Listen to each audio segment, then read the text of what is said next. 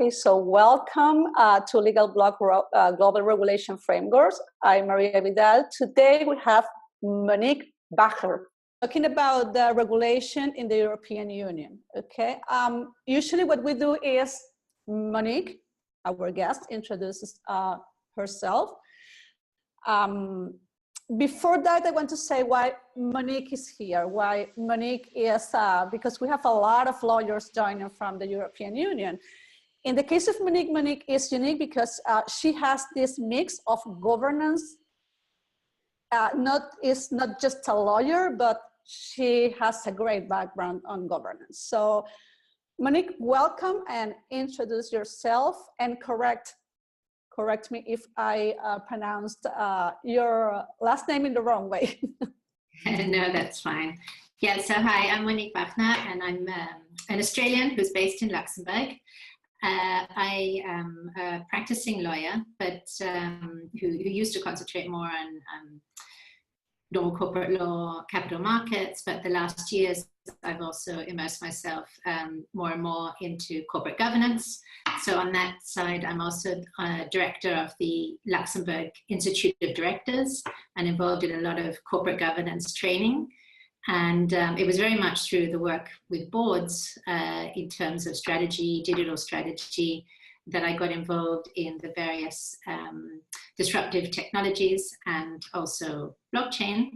And clearly with the ICO area, it was at the crossroads of many of my areas. So governance, I was very interested in the best practices aspects, but also the fact that I have a background in, I work with regulated companies, with banks, with asset managers, and I have a background in capital markets and company law. So here it's sort of at the crossroads of all sorts of interests.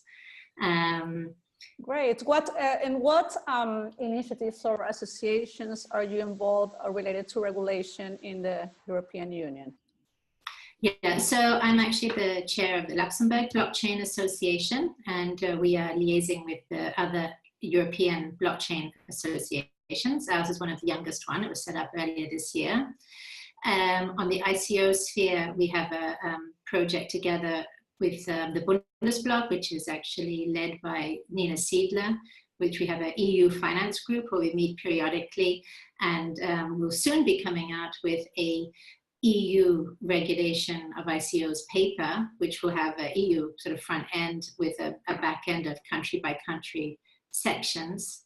And then I'm participate in various sort of cross-border initiatives at the EU level, but mostly on the governance and the ethics side. Yeah, that's important because in this session, what we're doing here is taking the European Union as a whole, and then we're going to go deep into the specifics of each country. Actually, we discussed this with Monique before. Should we go like with Luxembourg or Italy, and we decided go with the EU, European Union, and then go with further sessions for each country. Great. Okay. The ones that are entering right now, you can open the chat. You can leave questions on the chat there. And we're going to start with this, with an open question. There are lawyers and there are not team members as well asking that. And you can put in the chat your answer if you want, all the participants. Why is the European Union always ahead when we talk about regulation? Is that something about civil law, about governance, about an alignment with an economic, what is this? Because what everyone asks, what the European Union is always ahead. Well, I don't know if I'd agree that we're always ahead.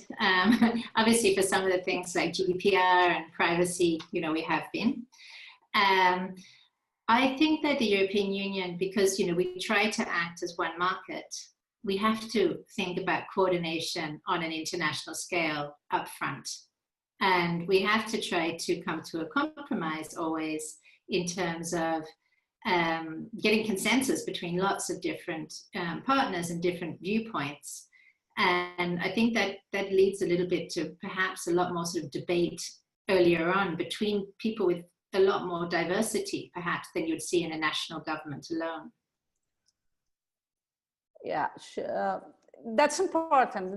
That's a good question. Actually, back in June, there's an article in Forbes talking about that. And actually, the title of the article is comparing, obviously, the European Union with the US. And yeah. But on the other hand, you know, each country, they have their different focuses, and you know, the US in the ICO or you know, digital currency sphere was early on, you know, some of the state initiatives like the bit licenses, etc.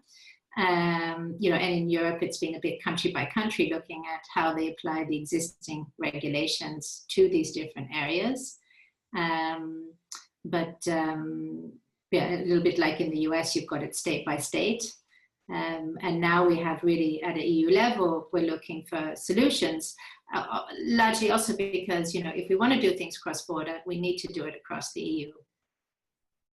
Otherwise, it's going to be country by country solution, but then you will not be able to sell cross-border, you will not be able to service cross-border. And, you know, there's a very strong ethos of this single market, and that everything needs to work to make it a single market. Sure. So this is the approach. Do you think that approach is working? Is the European Union going in the right way? Well, everything is so new right now, but there are people that think that yes, the approach of getting, you know, like the same way you say, the working together works better. I mean, if you ask different people, you'll get different answers, because some people will be pro, you know, free movement of capital, pro free movement of people. Other people will be against that. I mean, I personally, and, you know, sitting in Luxembourg, we are a small country at the center of Europe. You know, we tend to be pro, you know, all of the free market and all of the sort of European developments. And the sentiment in Luxembourg towards the EU is extremely positive. You know, but there are other countries, and particularly probably some who have a bit more social problems, where you wouldn't get the same answer. Good. Yeah, let's talk now about what is going on. Give us an update. What is the European Union as a whole? Now, we should do a Luxembourg session later. Yeah.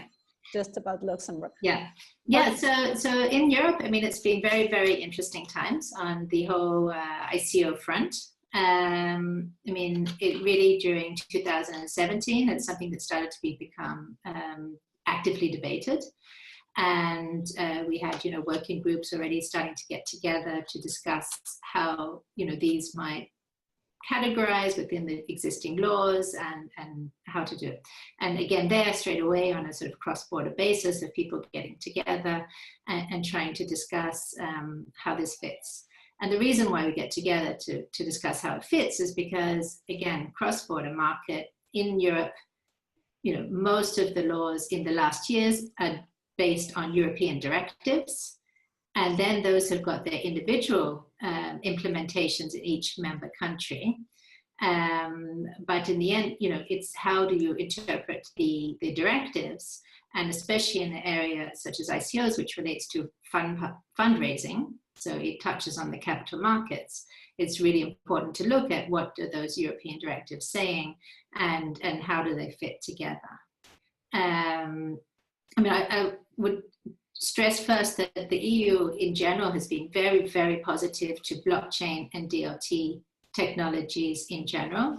And every time that there have been warnings about ICOs, they've really taken extra effort to underline that it's nothing about the technology as such. It's really about the methods of fundraising and whether or not these are breaching existing fundraising rules or other rules to do with things like information for investors or consumers, etc.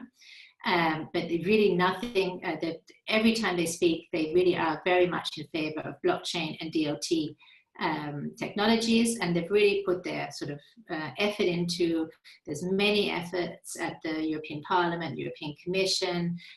There's obviously this EU Blockchain Observatory, which is ongoing, which is digging into different initiatives and issues, but it's actually not the only EU initiative. It's just one specific one. There's quite a few other EU initiatives which are on particular projects or testing out particular private chains, or and so on.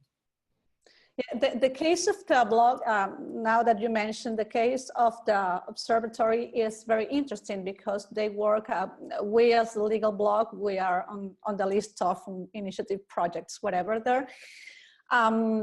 They have, for those that have to know about this, they have these working groups, and they have people with expertise from different countries within the European Union, which I find very interesting. And the other thing that you mentioned now is about what is the message. I think there's something about the communication with the general public there that is working well. That's one of the things, because it's exactly what you say.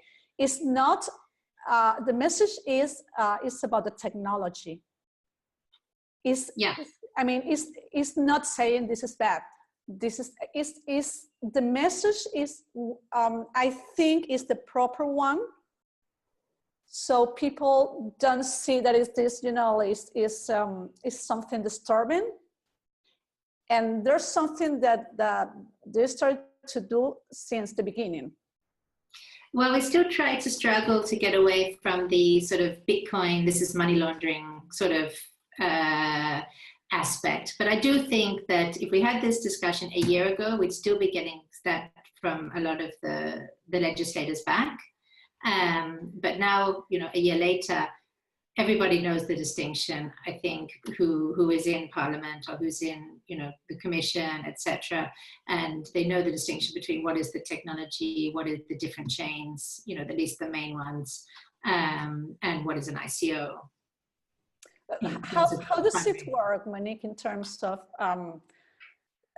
do you have representative? We had the case of Wyoming and another session, and they explain how they finally reached the law enacted there. And it was a work based on community efforts, and, you know, the representative was part of the community as well. It was a very nice story, to say so. How it works there? So, I mean, obviously you've got your community efforts at the country level, and I think the best known ones internationally are the ones that have been done by Malta and by Gibraltar. And then at the EU level, you have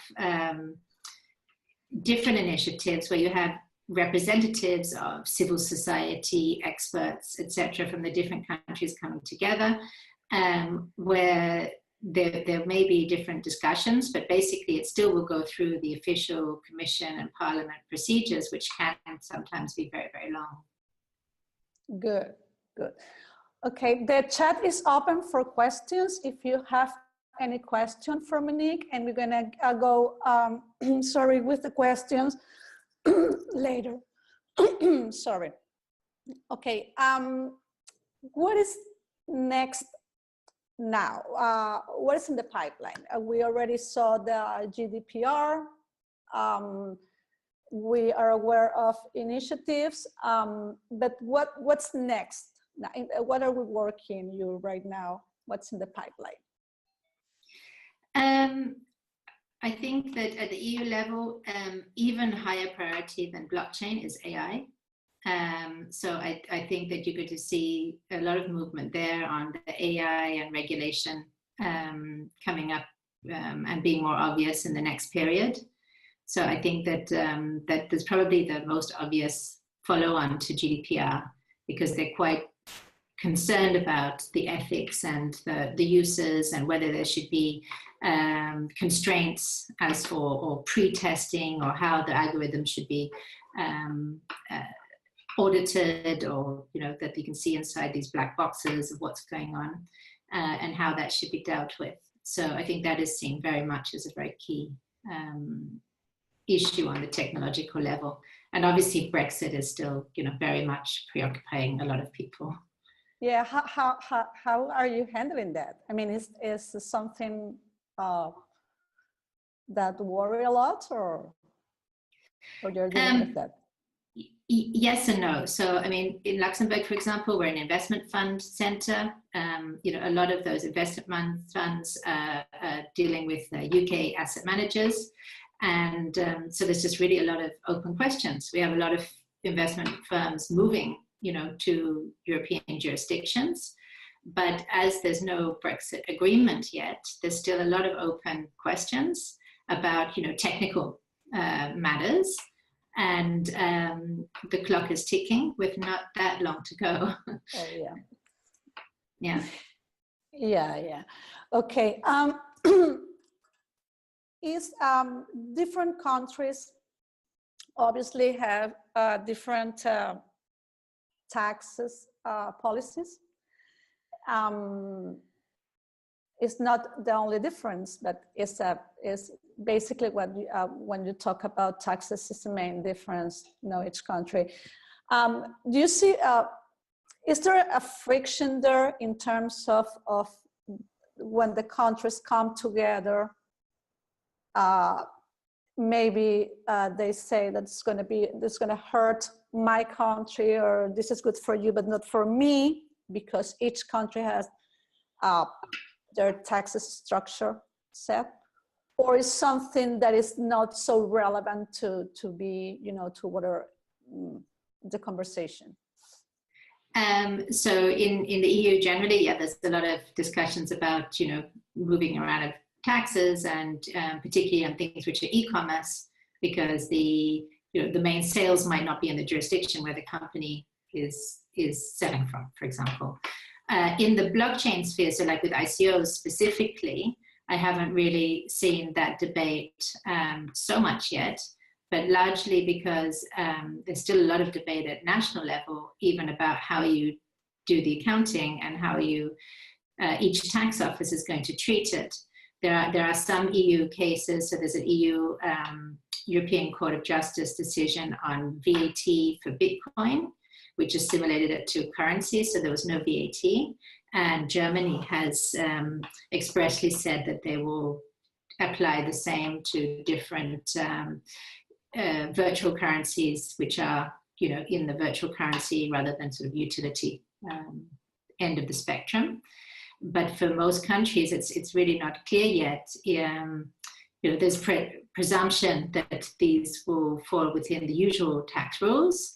But there's some debate, a lot of debates about the classification of a lot of the tokens, which then also affects things like, going back to the VAT, if a token would not be a security and not be a currency, it's probably a prepayment of service, and that would affect its accounting treatment, and also probably need to add VAT on top. Whereas if it's a security, then there would be a different accounting treatment, but but there would be no VAT. And then obviously on the direct tax side, you would have the same sort of analyses in terms of whether it's needs to be treated for capital gains taxes, or if it's just a sales tax. It's interesting, the token classification there. Yes. Yeah. Do you see that you work it out, this token to classify the tokens? It moved fast, or you think it was a process too slow to get there? It's going on as well, but yeah, in many ways it's both. Sorry, I hedged my answer there. I mean, slow is not always bad in the sense that you want to get it right. You know, especially if you're going to make a decision at EU level, because the EU, you know, relatively slow in its decision-making processes. If you get it wrong, it'll also be relatively slow to fix it or change it in future. So you want to get it right. On the other hand, clearly there's this phenomenon, there's huge amounts of money being, you know, raised and so much uncertainty. And so something needs to be done to clarify that uncertainty and make sure that people are able to, you know, pre-sell their servers or sell their securities or raise their currency protocol in a way which is legally transparent, in the sense that they know actually what they're doing and they know if they're doing it right. Good, good. Okay. How do you see the exchanges there? If I have an exchange, I'm going to operate there. The perception is that everyone wants to go to the European Union. I mean, usually, I mean, where your company, in this case, an exchange is registered, and the dispute resolution is going to be solved in the jurisdiction where the exchange is, correct? Mostly. I mean, there are consumer rights where it might also be in the jurisdiction of the consumer. But the jurisdiction of the exchange will probably set out the types of rights that that consumer will have.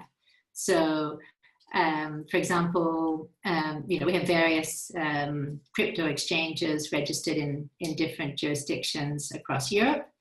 And you know, one of the good things for the people who are using those exchanges is that they are regulated to a certain degree.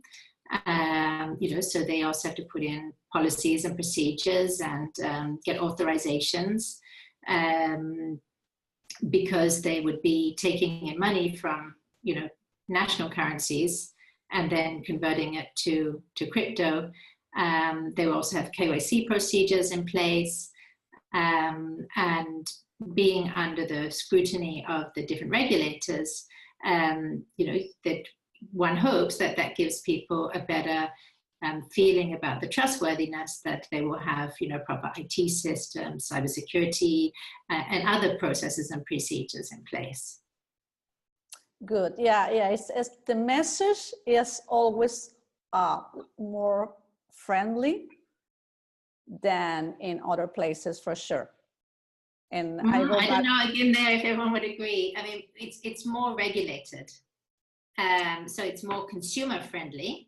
But some of the businesses think that it's, you know, stifles the opening of the businesses or slows that down. Okay, good to listen to the opinion, because sometimes it's as you have perceptions as well. You know, you have like and it's the same happen when you have any jurisdiction with a history of transactions or offshore, you know, hub or whatever. And they come up with, we are crypto friendly. And if you're not in the field, you're going to say, oh, that's great. This jurisdiction is great. And you are not checking the background because you don't have to do so. Maybe I am a CTO of a project and I say, okay, this is fine. I go with you.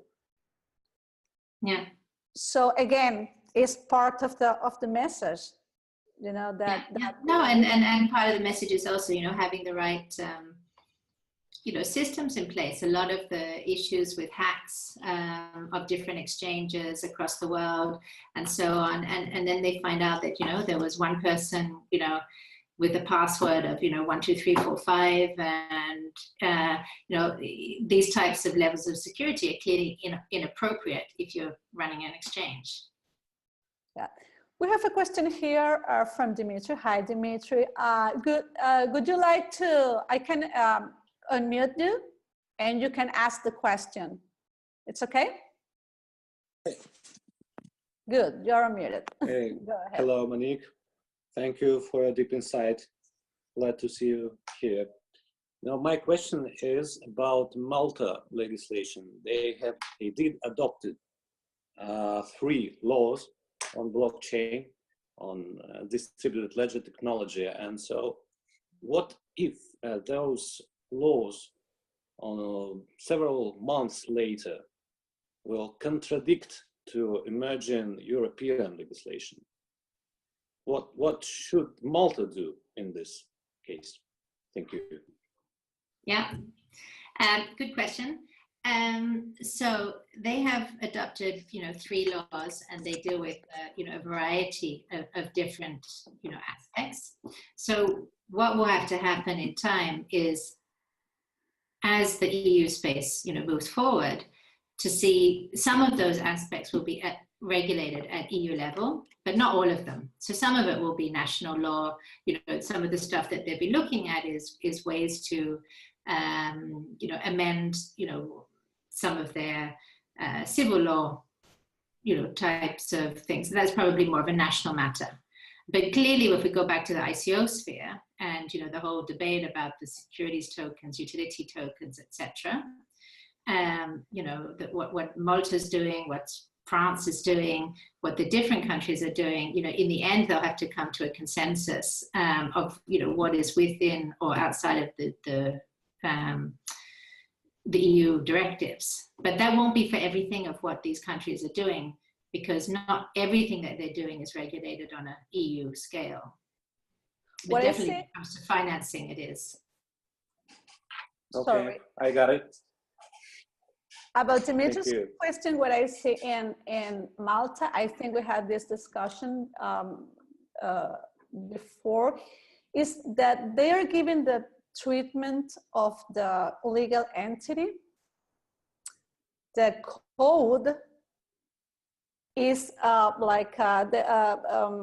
they have a legal personality now, correct? Yeah. Okay, that's the innovation in Malta, as far as I know. And it's good that Dimitri brings this here, because if it works, could it be a trend for other countries? Because Dimitri's question was, if it doesn't work, what happened?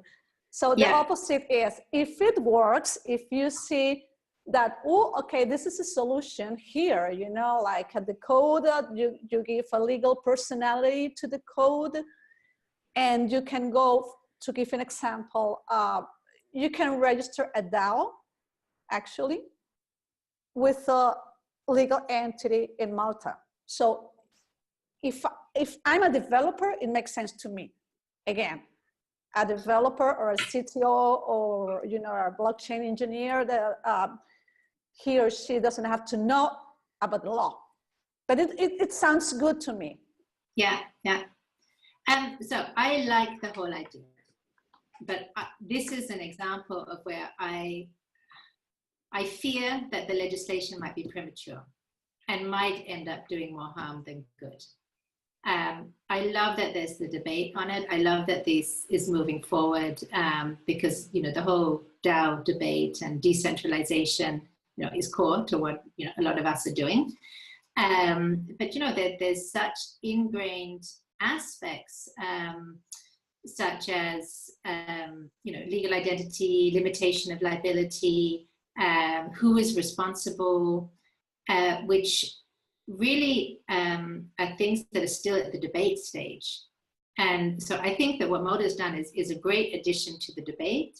I just fear it was a little bit early in terms of legislating on it. So I think everybody will be looking very closely at how it pans out. But there's a lot of people who think that maybe code shouldn't have a personality. And going back to the AI debate, it's the same thing. Should robots have legal personality? And actually, most people will say no. That there's some people still behind at the end. Obviously, in the corporate sphere, we have these legal personalities, which are companies. And well, I think it's really, really interesting. but it's something we need to keep following.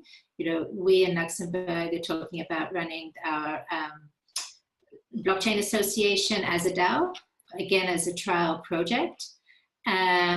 But you know, it still has to, it's within this constraint of these other laws that are in place. So you can innovate to a certain degree, but you're still constrained by the legal framework that you're in. Okay, Tandon is put in the chat here. Please note, this is a correction, thank you, Tandon. Legal personality is not a law in Malta yet. It is contemplated in a fourth proposed law, and there's a link there. Thank you. Okay, there's a question here from MJ. This time you're gonna read the question because MJ has no video on the chat, so we cannot see the face. My question for Monique regarding the interaction of the European Union law with other countries, mainly the United States. Do you foresee any political battles happening in the coming years over the jurisdiction arbitrage? If the US says a veto side of new global norms, will they seek the typical antagonist actions to get in the way? It's on the chat. Yeah, the political question. Well, at the moment, there's already political battles, and obviously... It's a little political, actually. It's not about the law, but the political side, yes. Yes. So do I foresee political battles happening in the next years over jurisdiction arbitrage? If the US government presidency, you know, remains similar to what it is today, I guess the saber rattling will continue because they're already, you know, making threats about, you know, all sorts of international cooperation. You know, if in the next election that, you know, cycles that would change, then clearly the whole perspective on that might change as well. So in terms of jurisdiction arbitrage, I think there's always arbitrage between countries and between regions because they always want to attract the best businesses to them, and the US has obviously been, you know, phenomenally successful in attracting, you know, all of the growth, you know, startups and the VCs and, you know, the whole ecosystem for growing all these companies to become unicorns. And they would want that to continue. And other countries are all looking at how, you know, they can take some of that pie, whether that's China or whether it's Europe. You know, each region, each country is doing, you know, is always interested in taking part of that. Could they get to some sort of agreement on behaving well together? Again, I think that's really politics, and to be honest, my personal faith in politics right now is not at its highest. Sure. Okay. There's another thing in the European Union is about the legal entities for the project. Foundations, cooperatives, this kind of, well, actually we're talking about the proposed law in Malta about that. It seems that the logical answer is that it's better to, you know, to have your legal structure registered in Europe. Do you agree with that? Or is another perception of the general public? Do you mean a little bit why sort of Switzerland is being used a lot for the protocol launches? There, I think it was a bit of Me Too because Ethereum did their launch there, and then a lot of people copied the same structure. Again, there, I think sometimes that has led to unfortunate results because I think that the foundation structure makes sense, for example, for a protocol. So for something which really should have a life of its own. Infrastructure protocol, for exactly. instance. Okay. But I don't think it makes sense for, if this is going to be a core part of your business model, you know, why is it sitting on its own in the foundation? Like, there's a lot of, I think, bending of the laws, or, you know, a bit of trying to fit within certain forms, but not really within the substance of those vehicles. So a foundation is supposed to be, you know, for some sort of charitable or, you know, other's purpose. It's not supposed to be used for running your own business. So I do hope that now the hype has died down a little bit, that people will be a bit more sensible in going back to basics and saying, well, just because somebody did it that way, is that really the way we should be doing it in the future? Or, you know, is our situation different? Sure. What are the challenges in terms of governance with that, with the foundation?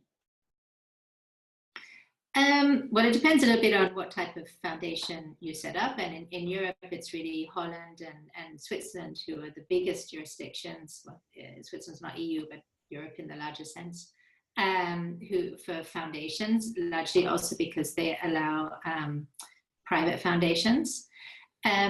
In terms of governance, I don't know that there necessarily have to be issues with governments per se, but some of the issues with governments that I have noticed by like looking at the structures and the functioning of some of the foundations related to some of the big protocols is that some of them have really been transparent in trying to set up their different processes and committees and having very open voting. And there, I think more about the Zcash Foundation, for example. Okay. But others I find actually really, really difficult to find information about. Their websites awful. You can't see very clearly who their board of directors is, who the management is. And Ethereum actually Foundation would be in that category. So really it is depending a lot on the people who are running the project. And unfortunately, quite a few times when I've questioned the governance, the answer from you know the legal counsel or the people in charge is, oh, but we don't need to do that. Oh, but we don't need to be transparent about that. Or is it a legal requirement? And I would like to have a bit more in this space of going beyond, you know, what is really the margins of the law and what we can get away with, and a lot more thinking about, you know, we as creating and structuring ecosystems for the future. How do we want that ecosystem to be? What sort of ecosystems do we want to live in and live with and interact with? You know, just like what sort of societies do we want to be in? Because these are building blocks of different ways of having societies in the future. And this is where I think that it's really, really important in all of these new technologies that we have more multidisciplinary teams, because it is not just a sort of a tech utopia where you can pull out your, I don't know, economics books and say, you know, that I want X or I want Y. There's so much more that goes into it. And I think these environments will be a lot richer if they would have a lot more diverse teams involved from the beginning. Good. If we say the foundation for infrastructure projects are the most maybe recommended way of incorporation, a project that is not an infrastructure project, like some more community project, what would be the best option for a legal entity? Maybe a cooperative or another kind of foundation, or maybe for teams, you know, asking themselves that where we should start, you know, dipping into in Europe, because, you know, Europe is the place, but we are not in an infrastructure project. We're doing, you know, maybe something different. We're not a wallet, we're not a virtual machine. What is the recommended place? Yeah, well, it depends on the type of project. So, I mean, if you're talking about, you know, an ICO for, you know, launching tokens, which would be integral to somebody's business model, well, then usually, I mean, that would normally be some sort of corporate structure. And the tendency at the moment is to have a standalone corporate structure that does the ICO, which then has agreements with another operating structure, which will actually run the business but get the money over time. If you're talking about using blockchain models to be able to run a community project or things like that, so something that doesn't raise, go into the whole fundraising element, well then it really could be any of the local models. You'd have to look at the cases on their own. The problem is, though, at the moment, still coming back to this definition of, what is a security, what isn't a security, and just being clear. I think it's always important just to go back to basics and be clear about what you're doing, and then think which models might fit within it. So, for example, with a DAO project at the moment, unless there's some sort of special law in place, I wouldn't recommend anybody to do a DAO project unless it was in maybe a non-profit, like we're going to do a little bit with the LegalBlock, where there's really very little liability scope, because most people like companies or other corporate structures, because they have limitation of liability. And at the moment, that is a reality of the existing legal structures. Good. Okay, last question before we go from Tandon, and yes, do you want to get unmuted, Tandon, so you can ask the question yourself? Are you there? Hello, do you hear me? Yes.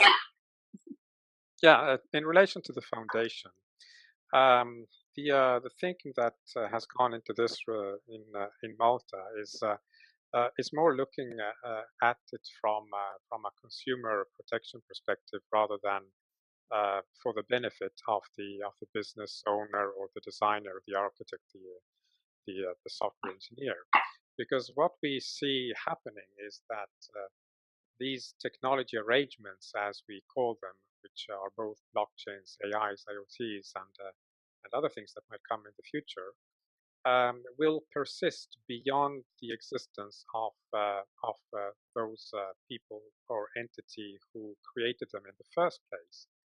And at that point, the current legislation is not offering any sort of resolution of any kind of liability or harm issue that might arise from their functioning, because at that point the nearest person is no longer there, does no longer exist, while the technology arrangement is still alive on the blockchain and is still offering its services to the consumers. So in that sense, the question is, well, what can we put in place? And the suggestion and the question again is, well, isn't foundation something that is very close, because it is ownerless? There is no proprietor, so to say. It has a purpose. The purpose is encoded in the software, and it's executed through the blockchain. But it can, at least in theory, exist completely by itself. Thank you.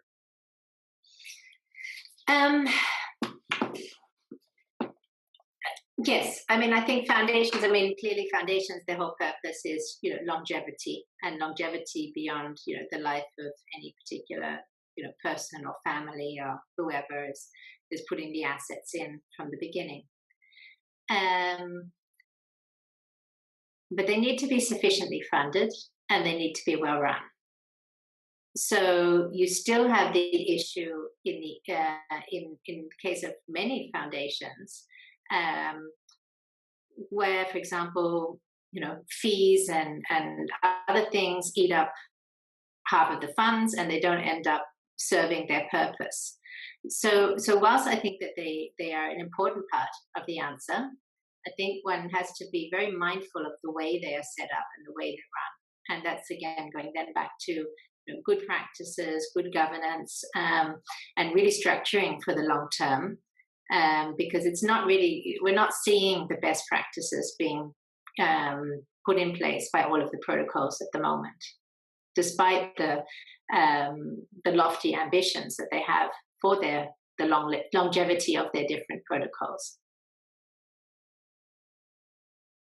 Good. Again, we go to the governance model in all of this question, which is basically design your governance model and then look for the proper entity. That could be a very good advice. Okay, we are short of time. Actually, there's a question here from Carlos. What is the adoption status of the technology from the perspective of the consumer? We can go with that, and then we close because we're out of time already. Okay. I guess here you mean just what is the adoption status of blockchain technology generally from the perspective of the consumer? And if that's the case, the average consumer is not coming into contact with any blockchain at the moment. I mean, but we are seeing quite a few of proof of concepts within enterprise, and a lot of interesting enterprise chains and projects. And some of the live projects also involve large companies, but often on the B2B business to business level rather than to the consumer. To the consumer, I mean, the biggest use case so far is the currencies and the crypto assets and kitties, etc. Crypto kitties did wonders for people getting to know the ecosystem, and kids and people starting to set up an account and just to invest their 10 euros or whatever to understand what it is and to get a little kitty. But yeah, in terms of usability and adoption by the average consumer, if I think of my family alone, we're a long way. I don't know if any of the rest of you on the line have a different perspective, but if you do, do be interesting to hear it. Yeah, in adoption, the CryptoKitty is a great tool to teach your niece, your nephew, in my case, how to to interact with the blockchain. Yeah, and actually, just one thing I'd add in there is, we've got resources like State of the dApps and other websites who track, usage of the dApps, and it's very, very low. It's gambling and games are the only ones that sort of get ongoing usage, but it's still very, very low, even for those who I guess are not the main street consumer. That's a great resource to check adoption, Carlos. State of the dApps. They're great. I was checking actually yesterday for some stats there. They work very hard on that, and you can check that, like for daily a number of users, number of transactions. It's a great resource. Okay, everyone. So thank you, Monique. Thank you all for attending today. Today is a LegalBlock Global Regulation Framework session. You can find the recording on LegalBlock SoundCloud and YouTube. Next, we're going to go with the European countries one by one. Okay, so I would love to have Monique one more time talking about the details in Luxembourg. Let's see, Gwen. So for now, Monique, thank you very much. If you're gonna give a final message. I guess I just say that it's been a very, very exciting space to be working in. It's the crossroads of all sorts of interesting developments and new business models. And I'm quite excited about where it's going. And hopefully, we will have a lot more positive impact in the future, and not just the hype that we've also had in the last period. Great. So let's keep with that and see you next time. Bye-bye. Bye.